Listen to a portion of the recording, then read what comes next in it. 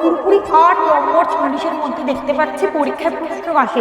Cold war শব্দের উৎপত্তি, কে cold war শব্দটা প্রচলন করেছিল, এক মেরু না বহু মেরু, এর ওপর জোর দিবি এবং জোট নিরপেক্ষ নীতি, সেখানে আমাদের পঞ্চশীল নীতি, বান্দুং সম্মেলন, এই বিষয়গুলোর উপর কিন্তু ইউনিট 1 থেকে তোদেরকে খুব পরিমাণে জোর দিতে হবে।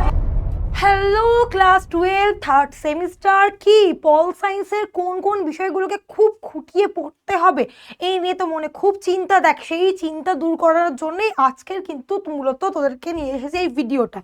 তো যদি আমি মূলত দেখি, প্রথমেই তোদের রয়েছে ইউনিট 1। সেই ইউনিট 1-এ আমরা 8 নম্বর, পুরোপুরি 8 নম্বর 40-এর মধ্যে দেখতে পাচ্ছি পরীক্ষায় প্রশ্ন আসে। সেখান থেকে কোল্ড ওয়ারটা ভীষণ ভালো করে খুঁটিয়ে খুঁটিয়ে পড়বি।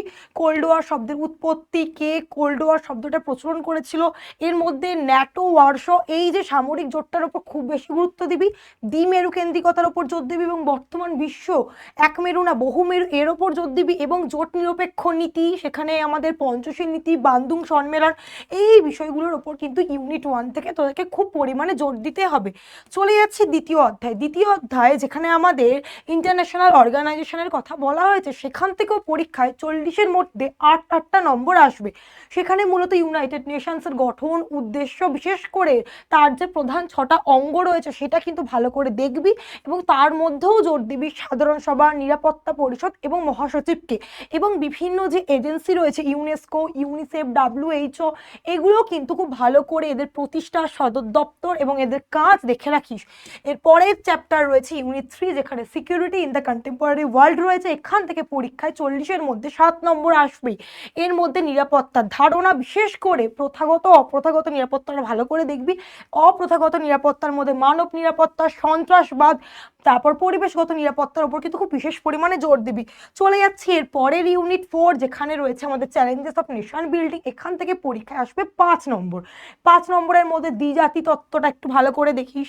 তারপর দেশীয় রাজ্যের অন্তর্ভুক্তিকরণ, ভাষাভিত্তিক রাজ্য যে পুনর্গঠন হয়েছিল সেটা, এবং এর পাশাপাশি ফজল আলী কমিশন ভীষণ ভীষণ গুরুত্বপূর্ণ, এবং যে নতুন রাজ্যগুলো গঠন হয়েছে সেই তালিকাগুলো একবার একটু দেখে নিবি, কারণ পরীক্ষা সাল ভিত্তিক প্রশ্ন এখান থেকে করবে। ইউনিট 5 পলিটিক্যাল পার্টিস, যেখান থেকে কিন্তু পরীক্ষায় আসছে আমাদের 5 নম্বরের প্রশ্ন। সেখানে কি পলিটিক্যাল পার্টি কাকে বলে এটা একটু বিভিন্ন তাত্ত্বিকদের সংজ্ঞায় দেখবি। এছাড়াও বিভিন্ন যে রাজনৈতিক দলগুলো রয়েছে, আঞ্চলিক দল, সেটা একটু জেনে রাখিস। এবং সবথেকে গুরুত্বপূর্ণ আমাদের জাতীয় দল এবং তাদের প্রতীক চিহ্ন এবং সময়কাল, এটা একটু ভালো করে দেখে রাখবি। এবং আমাদের সর্বশেষ যে রয়েছে ইউনিট 6 ইন্ডিয়াস ফরেন পলিসি, এখান থেকে পরীক্ষায় 7টা কোশ্চেন তোরা পেয়ে যাচ্ছিস।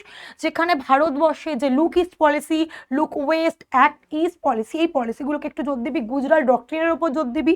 ভারতবর্ষ তার যে বিভিন্ন প্রতিবেশী দেশ, শ্রীলঙ্কা, পাকিস্তান, USA, তারপর আমাদের মার্কিন যুক্তরাষ্ট্র বল, চীন বল, তারপর হচ্ছে আমাদের মলদ্বীপস বল, নেপাল, ভুটান, প্রত্যেকের সঙ্গে কিন্তু খুব ভালো সম্পর্ক রাখে, সেটা একটু দেখবি। গুরুত্বপূর্ণ চুক্তি, মৈত্রী চুক্তি এবং সামরিক মহড়াগুলো দেখবি। পোখরান 1, পোখরান 2, NPT, CTBT খুব ভালো করে দেখিস। এবং ভারতের পরমাণু নীতির বৈশিষ্ট্য, এটাও ভালো করে দেখবি। তো এই মূলত ছিল এইটুকুনি। তো অবশ্যই আমাকে কমেন্টসে তোরা জানাবি যে কোন ইউনিটটায় এখনো তোদের ভয় রয়েছে, এবং আমাকে জানাতে ভুলিস না যে তোরা কি কোনো ইউনিটের ওপর ছোট্ট করে একটা রিক্যাপ ক্লাস চাইছিস কিনা। তো অবশ্যই কমেন্টসে জানাস।